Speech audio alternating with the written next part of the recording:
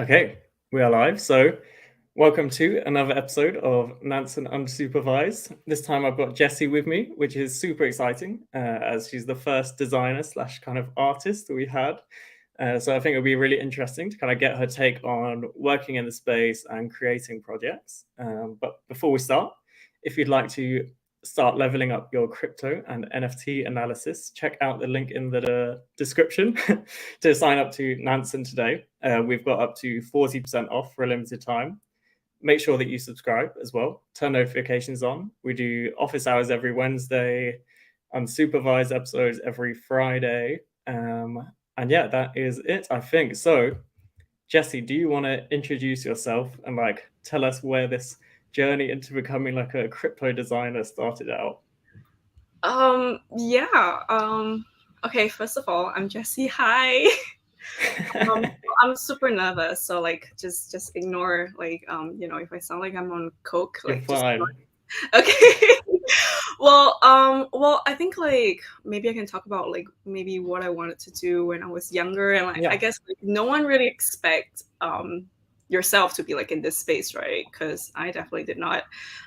When I was a kid, because I'm brought up in like a really traditional family, like very Asian, very traditional, and my parents always wanted me to be like a doctor, a lawyer, or anything that there is more like quote unquote prestigious, right?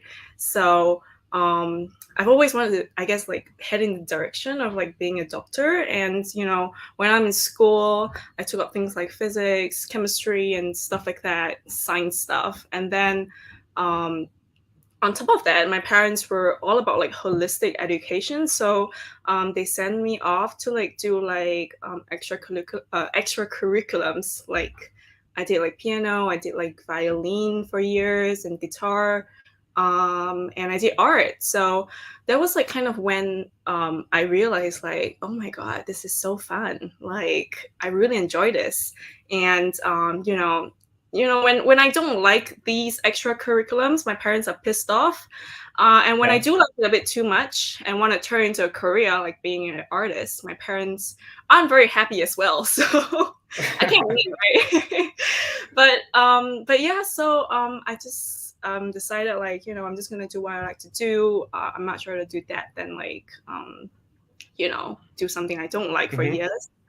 But yeah, like in terms of how I got into NFTs, it was like kind of random. Like I was in school, and so I was a like really typical broke art student person, and then I was working like three jobs, and one of them was like freelancing for different projects, and one of them I was designing like some game characters. And while I was doing that, I met this guy called Tender, and Tender was like, "Hey, I have a blockchain game that is about to come up, and like, do you want to like maybe design there as well?"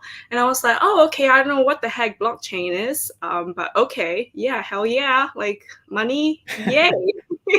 So I did that, and I didn't really expect the game to like blow up or anything. I thought it was going to be like a small thing, but well, it turns out to be Crabada, and it just like exploded all avalanche. And well, here we are. Well, that was like my first like foot like through the whole blockchain NFT crypto thing. Mhm. Yes. So what did you start off doing at Crabada, and has that like developed over time? Yeah, so initially, so I did like some design assets. I put things together and like very like graphic design things. I also helped to design some of like the crabs as well. Like I think Mhm. the Froyo, sorry, Croyo. They call it like Croyo because it's like crab and Froyo.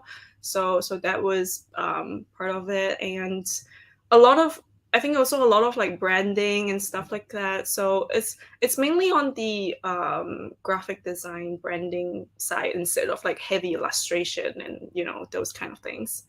But yeah. Yeah.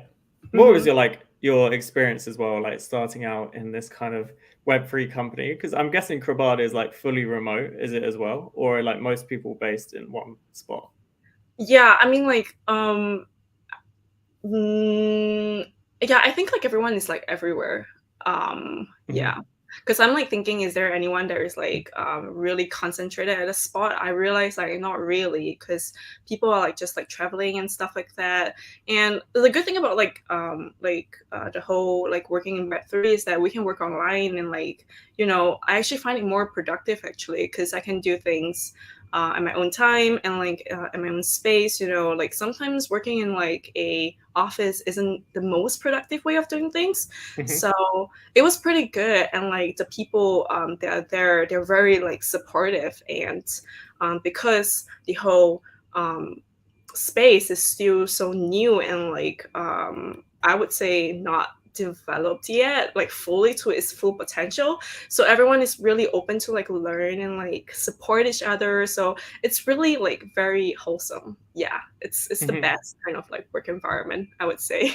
Yeah, Yes. what is as well, Jesse, like the perception that you get from maybe like your friends and family of like you working in this space? Do they understand it? Does it matter that you like? Because I guess design is design, or is that a bad thing to Yeah, say? But yeah, okay, I want to start my family first. Okay, so when I told my family that I sold this NFT and it's a picture of a blue dick, it's called Loomcock, and you can search it on OpenSea.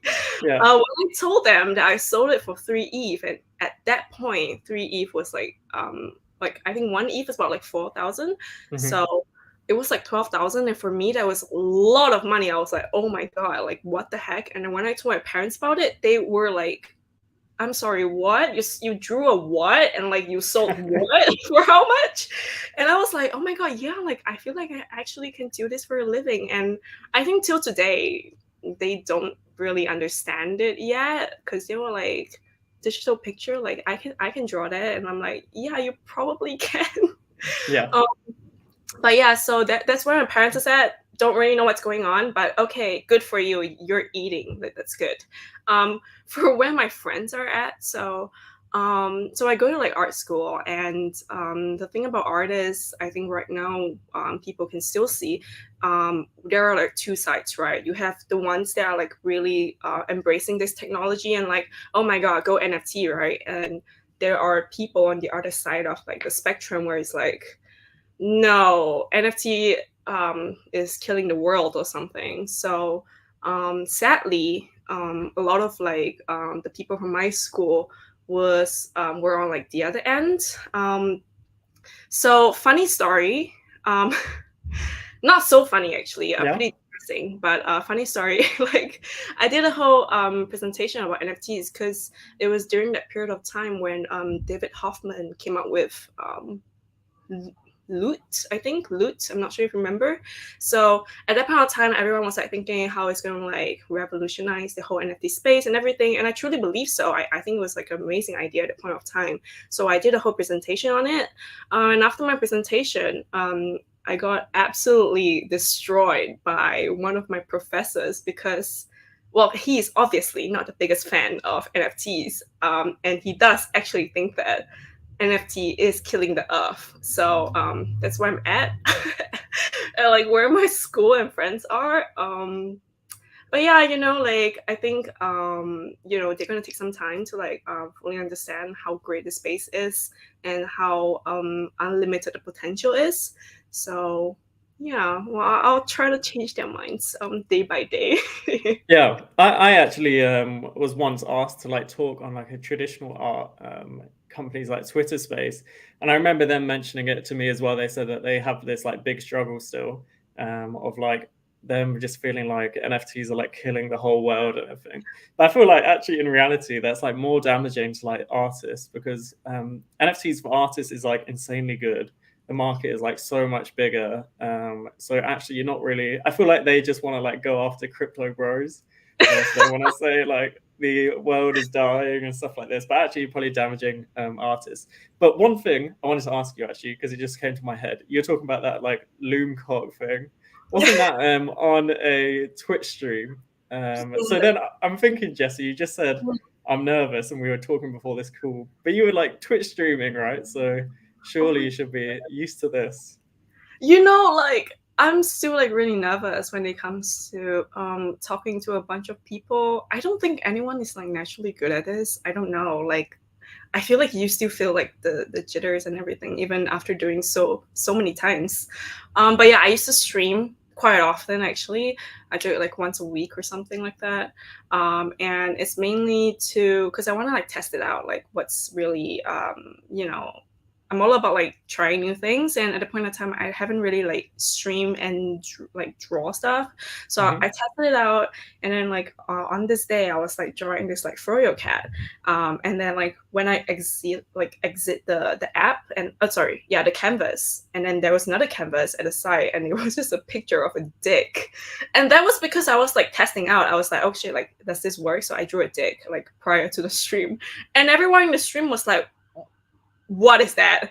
And then they were like, okay, well, we need to like further like develop like this image, right? So like like all of us just kind of like have ideas on like how we can make this the most amazing like dick you can ever see. And then we were like, you know what, let's make a dick for like loom dart. And then we did, and it's like blue and with like blueberries coming off the tip, and it's like hairy and stuff. I don't want to get into the details of it, but it's on like OpenSea. And yeah, I put it on auction. But that was actually the first NFT that I minted. It was like really crazy because all the Froyo Cats that I drew previously, like for fun, like it was like just as gifts like online. I just like sent it to people. But I've never like minted like NFT before, so I didn't really know what to do. Everyone in the chat was like mint it, you know, and like auction it. And then Jeebus helped me with the whole process and everything, helped me mint it and everything. And then it was on auction for 24 hours. And then this guy called, not sure if you know, like Law DeFi, he bought it for, 3 ETH. And yes, ever since like he's been talking about it. Like Yeah. he's been thanking me for giving him the dick. Yeah. Was it like your intention then? So at this stage, had you already been working for like Crabada, so you understood what NFTs were? And then like, were you streaming in terms of just like designing on stream? Or was it like advertised as you making NFTs on stream, if you know what I mean? Yeah, so I did kind of like know what NFTs are, but I wasn't like, I was still really new to it because when I first designed for like the whole when I first got my foot into the whole like gaming design thing, and then I got into like Crabada, it was like all in like really short period of time, so I didn't really have much time to like kind of like understand the space, right? But I think it was like a really good like eye-opening thing where like oh my god, like I could just like literally upload this, and like the steps are so easy and everything. And yeah, I think like after that, I'm thinking, oh okay, I can actually do this with like the cats that I drew. So yeah, I think it's like it was a really nice like little stepping stone thing to like what I want to do next. Yes. What was like the timeline of like you like blowing up, I guess? So was it like you joined Crabada, started streaming, and then that like Loom Dig thing happened and Jeebus talked about you? Did you get like a load of followers after that? Or was it like all your followers really came from the Froyo Cats?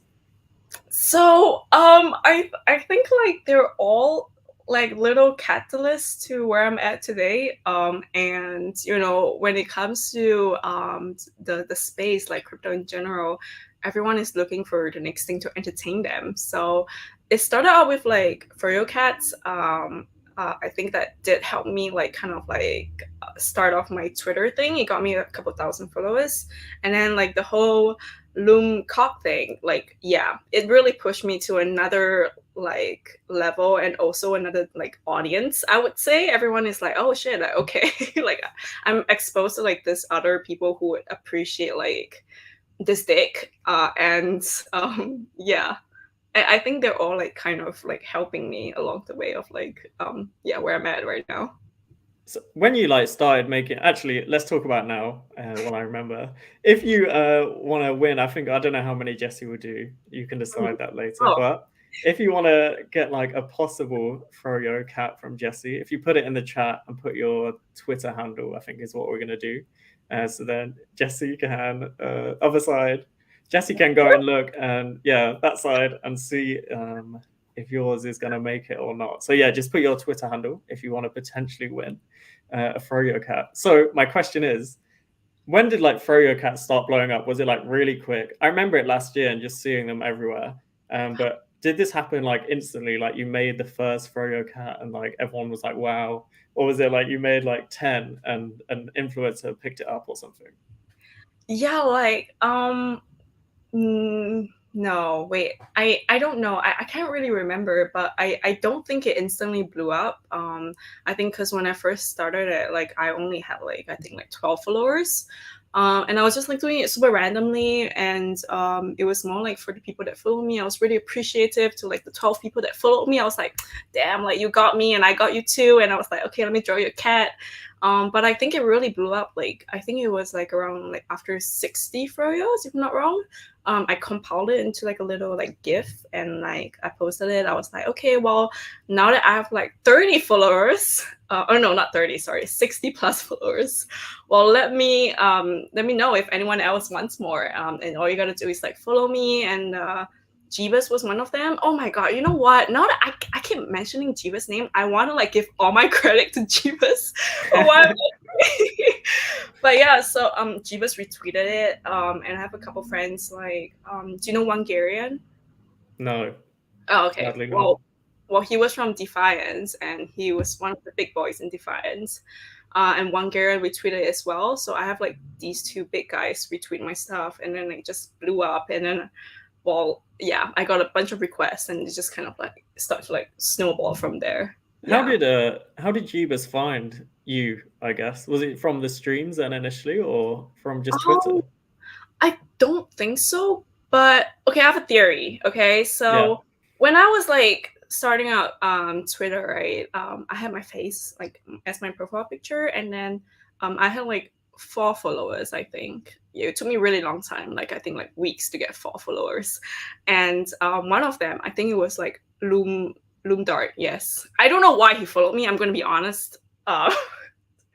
But he followed me, and then I think like after like interactions with him and stuff like that, I think Jeebus one of his friends, or like the followers and stuff.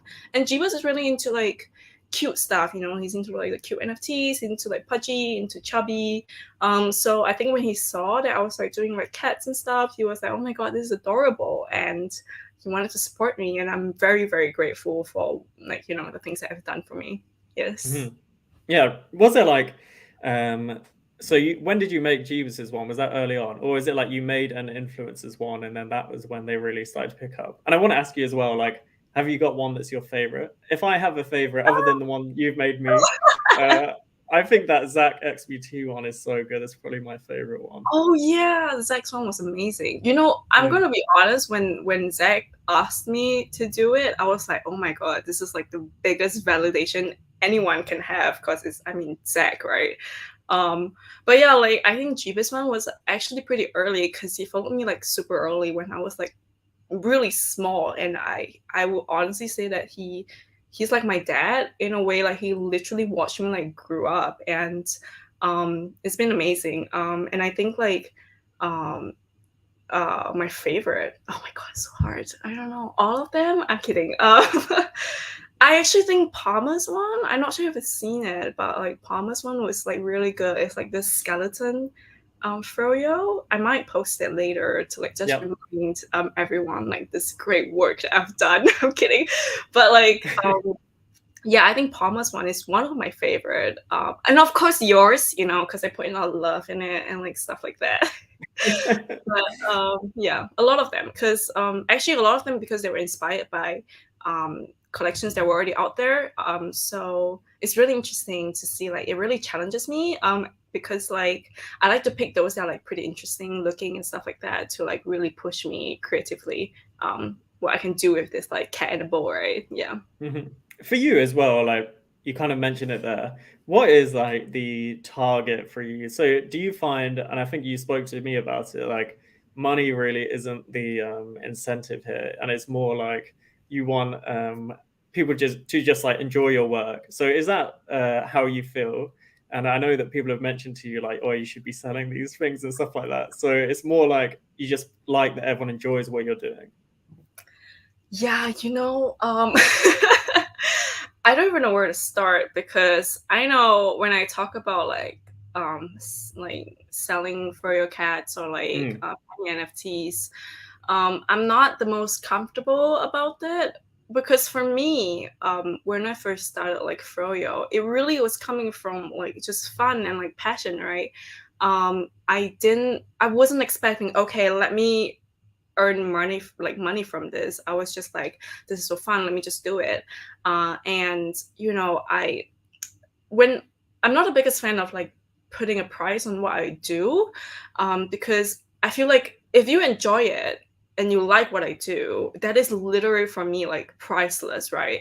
So I really can't put a value to it. And I know a lot of like people that I know like easily, like Jeebus, PP McGee, Palmer, like everyone's gonna be so pissed at me because ever since day one they were like, you have to like start selling them, and I'm like, no, don't, like, no, let me have fun. But yeah, I know they come from like a really good place and everything. But yeah, like, you know, I'm not the biggest fan of like putting a price on what I do, but I do know that like in order to obviously feed myself and make sure that I wake up the next day, I need to start earning money. um, and well, I launched Froyo Kittens, and like I think a lot of the money that I like collected from Froyo Kittens are going right back into the project.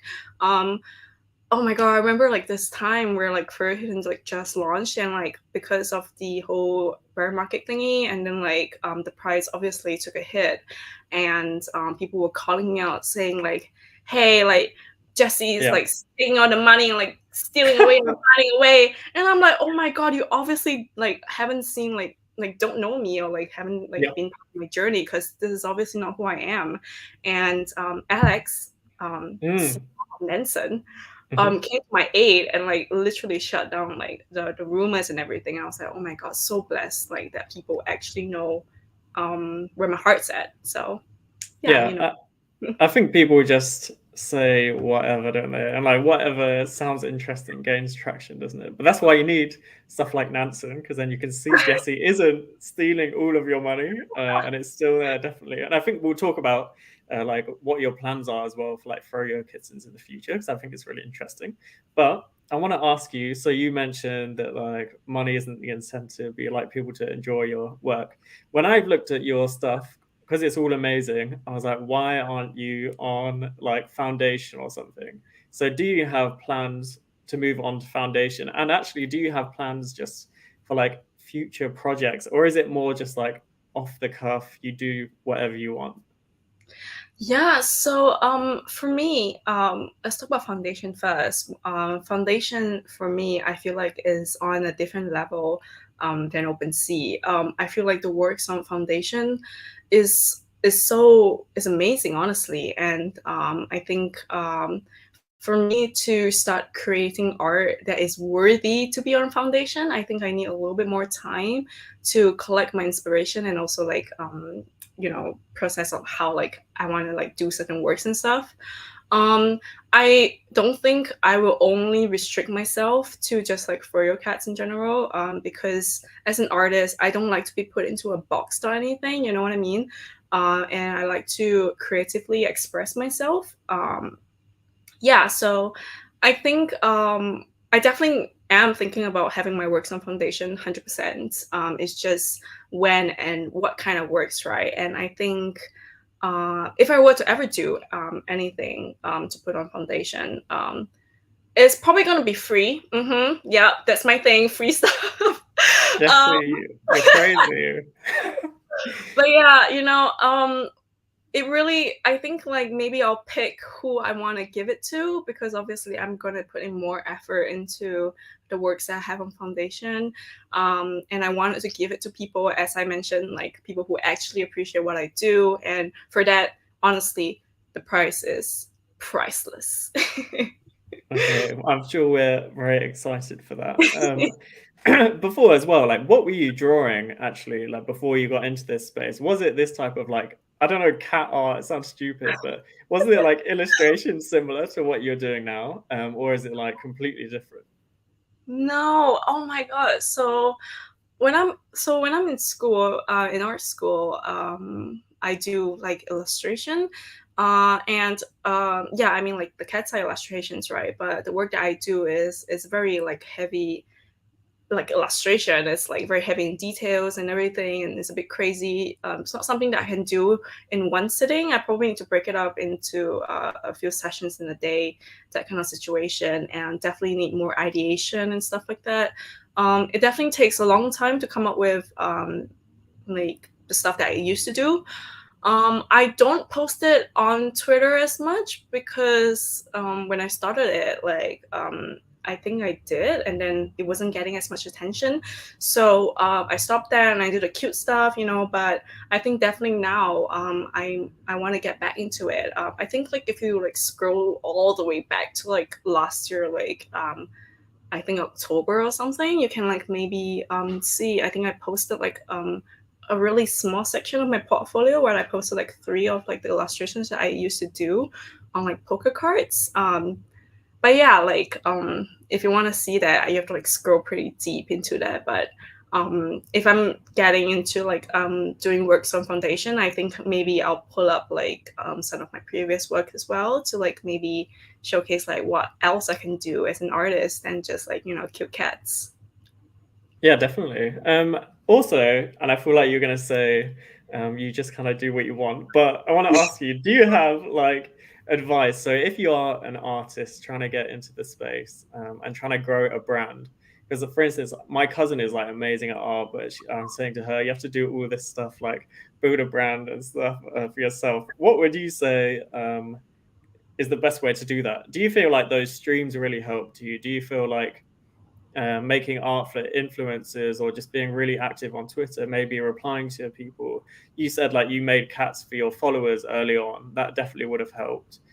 So yeah, do you have like advice if someone feels like they want to get into this space as a designer, maybe also for getting into like working for a company like you do, but then also starting something off for yourself, starting a project or whatever? Um, Yes. Okay. Well, a lot of people actually came to me. A lot of Mm. artists actually came to me for help and like how they can, I guess, blow up on Twitter. When I was in New York, someone asked me to look through their portfolio, and I'm like, oh my gosh! Like, first of all, I'm very honored that people put me on this like pedestal, like see me as like, oh my god, like you got a cheat code of like handling like Twitter as an artist. But I'm gonna be quite frank, yeah. Disclaimer: I have no idea what I'm doing on Twitter. Like, I honestly am just having fun. Like, if you read through my tweets, you're like how? Like, how is she here? Like, same, me too. How am I here?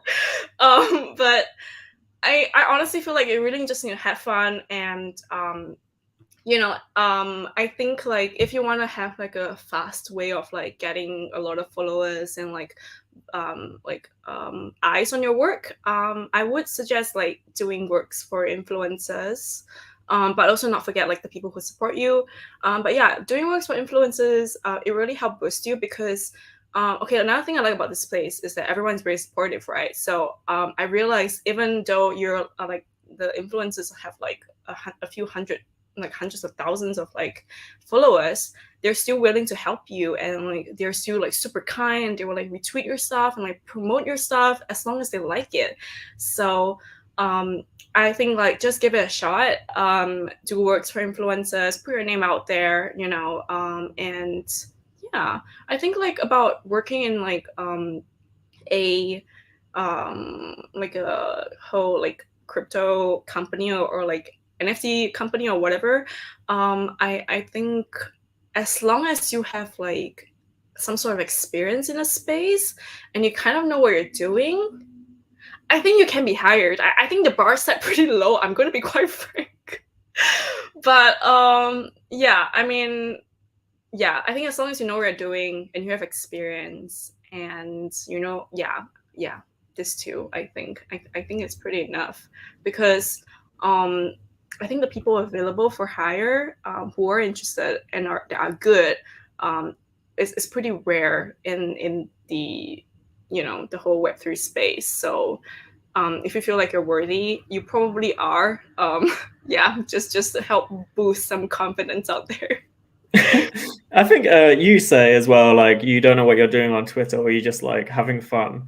But actually, I feel like that is like the advice of what you should be doing. So like having fun and being yourself, I think is actually like really important.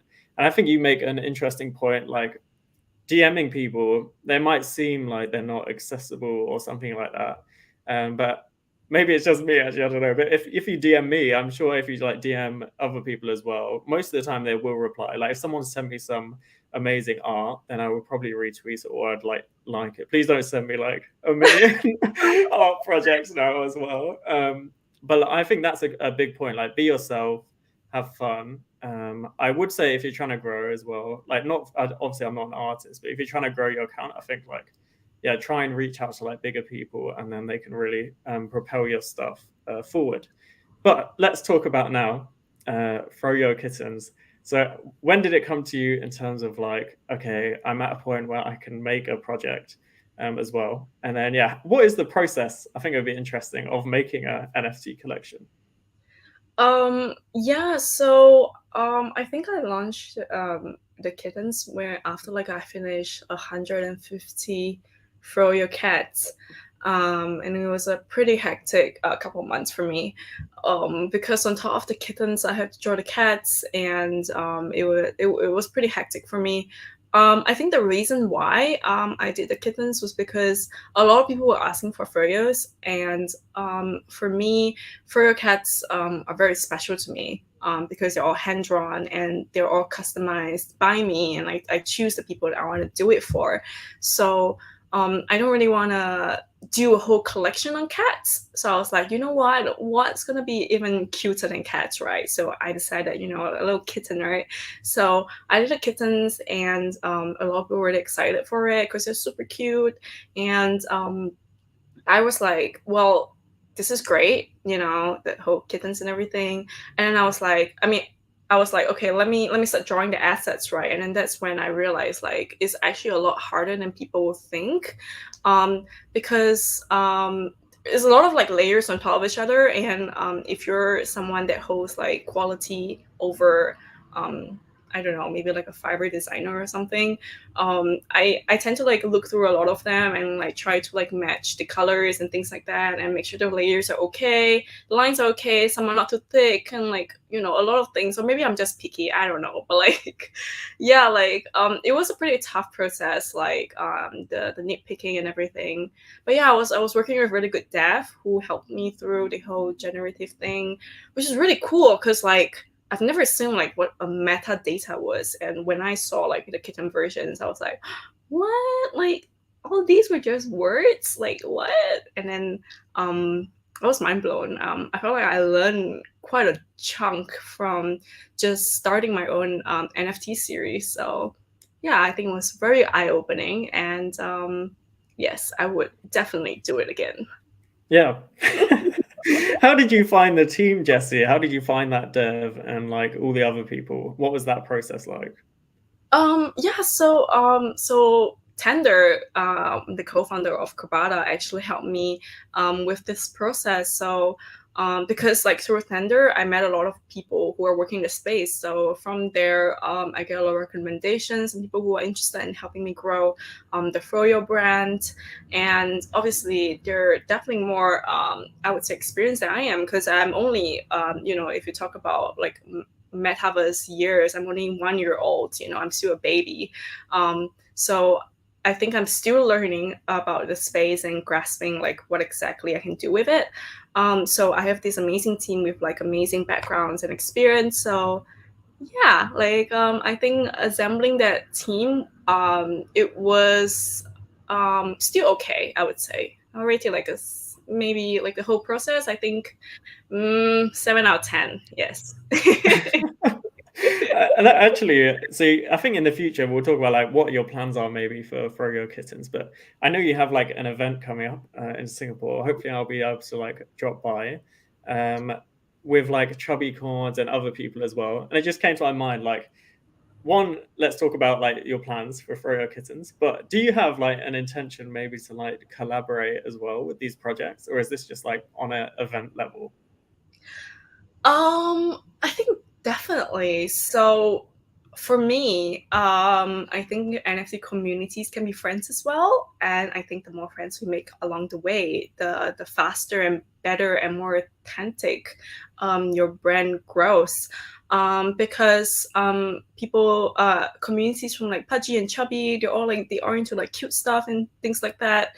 So they're all like similar mind like like-minded communities as like ours, so we're trying to like basically bring all of them together and like I think on like a collaborative like level, beyond like events, I can definitely see like maybe a potential um maybe merch collab or any other like maybe other like NFT collabs and stuff like that. So I think like the opportunities are like pretty limitless. And yes. I mean, yeah.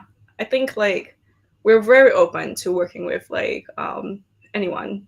Yes. Mhm. I think like what would be cool in my head is if Mhm. we had like a one of one piece or something that was like collaborative between like the cute collective or whatever you call it of like penguins, like Froyo Cats and chubby corns or something like that. If we made like a one of one piece and like auctioned it for charity or something, where I thought that'd be cool. Like if you could all work on it, like Froggy Cyborg as well, and then you maybe and like the Pudgy Penguins artist.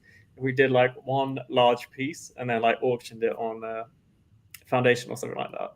Just an idea. I thought that'd be really cool. I'm sure there'll be a buyer for that. Yeah, I think that would be amazing. I just want to like shout out to Froggy Cyborg. I think just amazing. Amazing, yeah. Yeah, okay, that's it. I Like, asked Froggy if he wants to come on the show, but I think he's like a bit nervous to do it. But maybe in the future. But yeah, anyway, back to as well, like what do you feel like the plans are for Froyo Kittens? Is it like kind of wait so the market like is a bit better, or is it like you're building on something now? Does it matter that the market is down or whatever? yeah, so I don't think it really matters where the market's at. I think everyone's still gonna be working. I think everyone's still gonna be ideating and coming up with ideas about like how to push this project forward. I think right now, especially when we're like about like 60% through the original roadmap that we promised at the start of Mint, we are we're kind of like thinking, what's the next step for Froyo, right? What's the next narrative for us?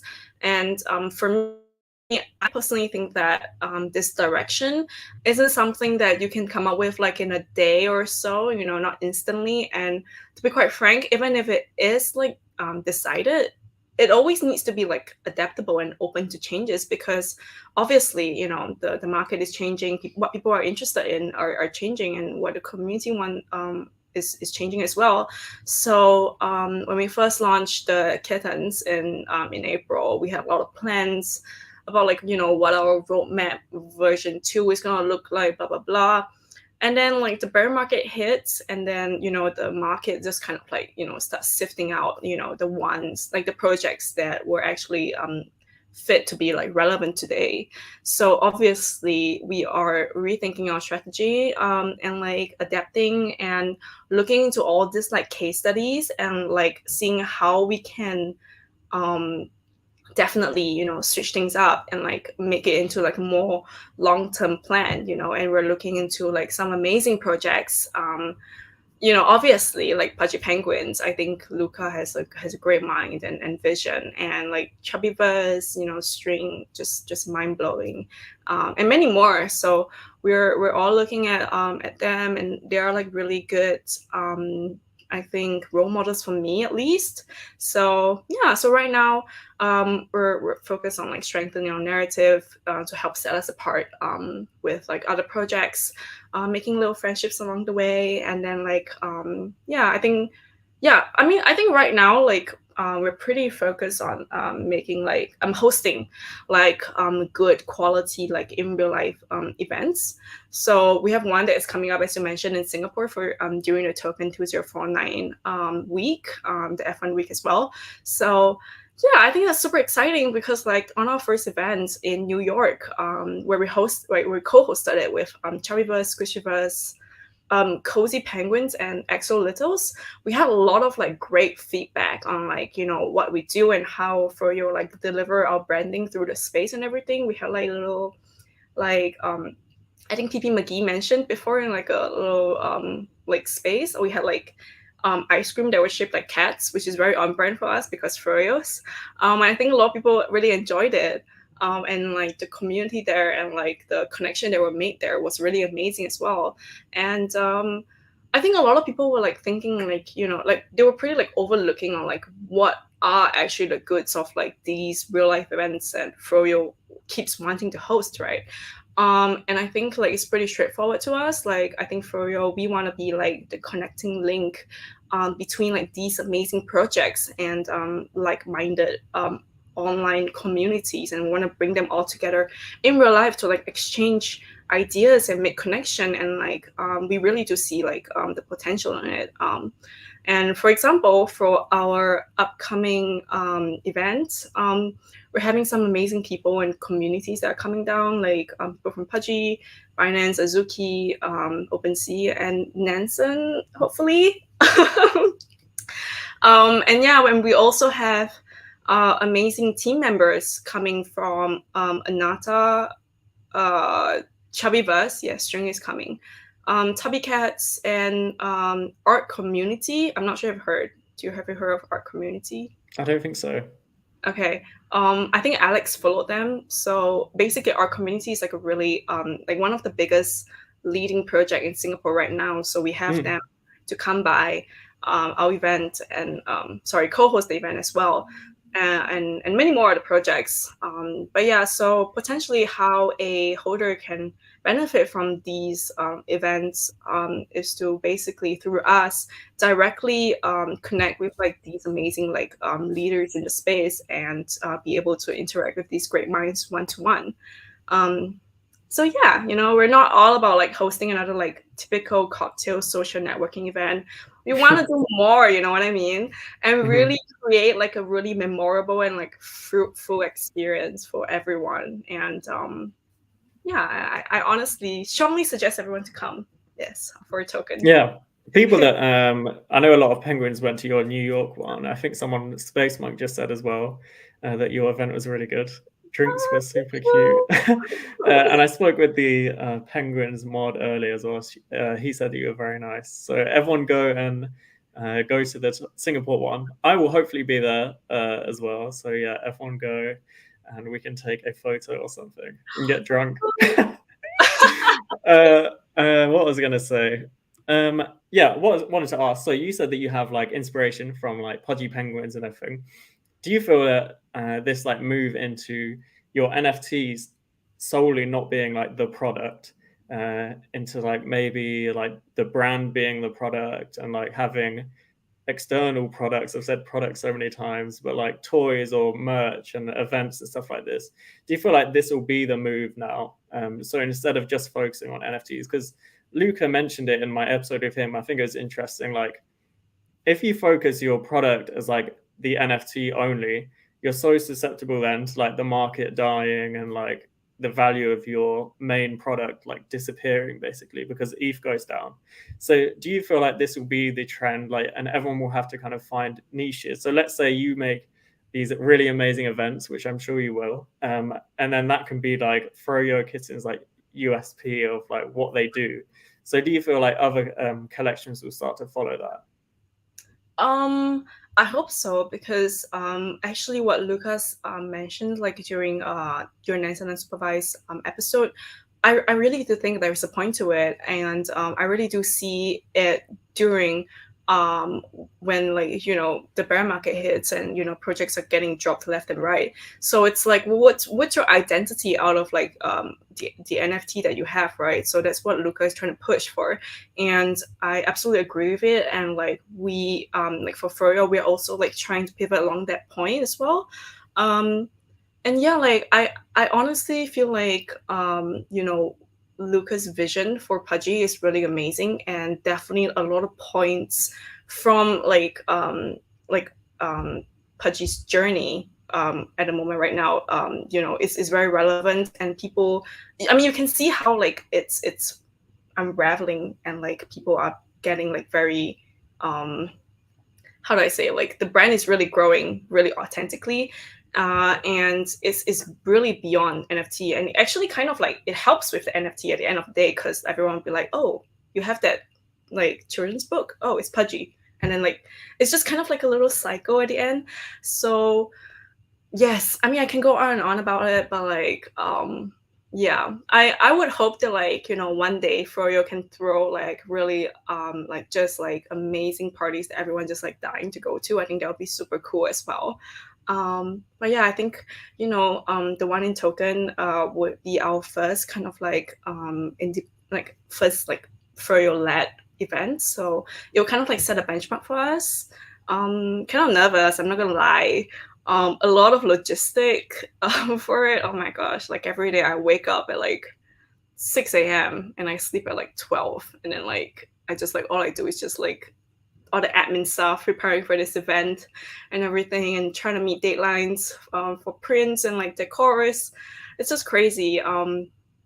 But yeah, a lot of hard work is being put into it. I hope it can be part of like Froyo's identity, and we're looking for what else we can do more to broaden our brand. Yeah. Do you feel like, or have you got one planned already?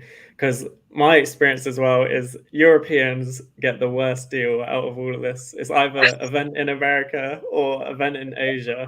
Have you got like a European event? Hopefully it's next year as well. I'm sorry, everyone in Europe, because then I can go to that one as well. I'm hopefully go like do a few Europe stuff next year. So I yeah, do think you have one? I mean not at a moment, but I would love to have an event in London now that I've been to London. I know I shit on like the food a little bit. I'm sorry, I found a good places, and I really appreciate the place now. Please don't like come for me. But yeah, like I genuinely do enjoy London. I meet here that are like super fun, and like I think like people in London have like really like great minds as well. Like they're very people heard about like crypto and like NFT and stuff, and they're like really eager to like know about the thing.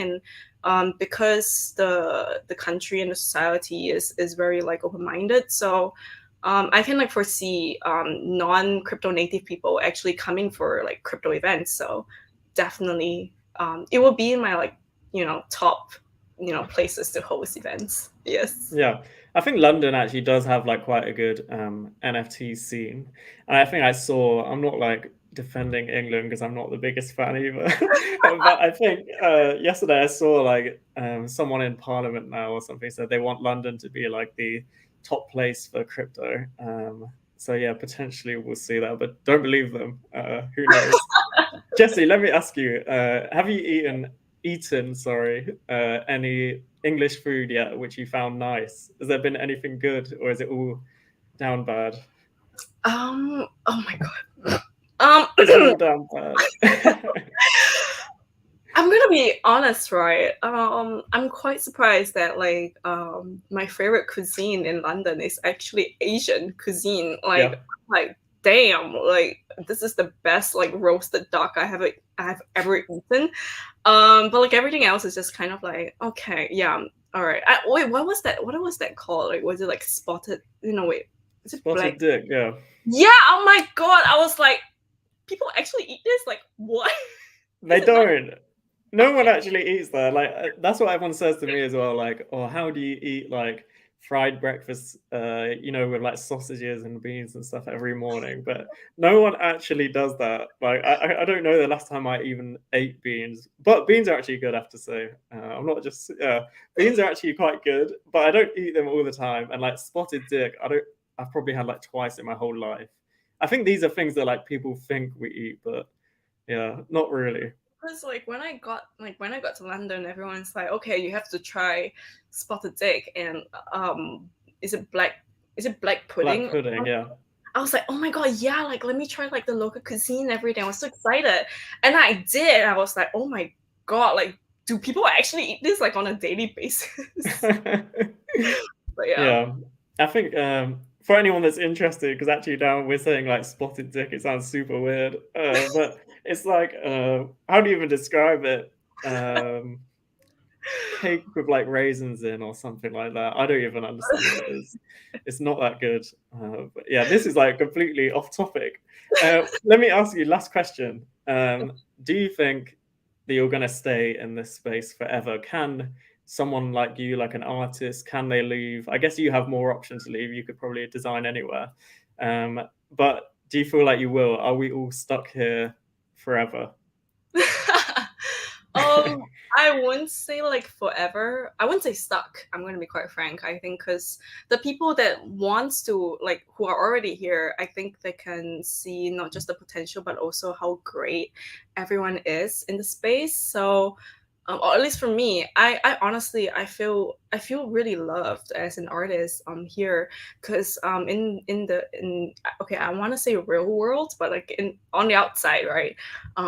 Designers and artists, we're like severely underpaid for like the work that we do, and a lot of companies they don't put a lot of like focus into like quality design. So artists like myself who actually cares and like put in effort in like ideation sketches, reforming stuff, all these things are like easily overlooked by them, and then they would just like companies would just like opt for like the cheapest designer they can find. So but here, you know, when I do my work, people are like, oh my god, like this is like great, like I see the process of how you get inspired from, and then like where you went, and then like to this, like for example this logo or like this branding. And I actually feel very like I feel seen, you know, like I feel like people finally notice like the work that designers and artists like go through to like, you know, the final stage of like, you know, not just like drawing things, right, but like designing something. So I personally I don't want to go. I don't want to go. Oh my god, I just want to stay here forever. And if I can, but yeah, I love the space, I truly do. And I can't wait to potentially make a dent or like a change in the space as well myself. Yeah. I think you probably have. You got lots of love in the chat, Jessie, already. What is it like as well? Last part of that in terms of like, are you gonna leave? Like working for a crypto company, I guess, in like Crabada, which is more like gaming company. Does everyone have that like same ethos? Like it doesn't matter that the market is down. We're all here for the long term. Like, do you strongly feel that? Because like people maybe wanting to like work in Web3, maybe are like interested in what it's like. Is everyone on that like same mission? Because like at Nansen, you can definitely feel that everyone feels like this is like the future, and it doesn't really matter what happens in price. So is that the same also just in terms of like gaming as well? Is there like really strong feeling that Web3 gaming is going to be like the future? Um, for me, I really think that the space is here to stay. I, I mean, I guess I can see the point of like why people like are afraid, and like when it comes to like bear market things, people get scared and stuff. It's really like, I mean, it's pretty common in like human emotion and stuff. You know, obviously, it doesn't feel the best when ETH is at $800, right?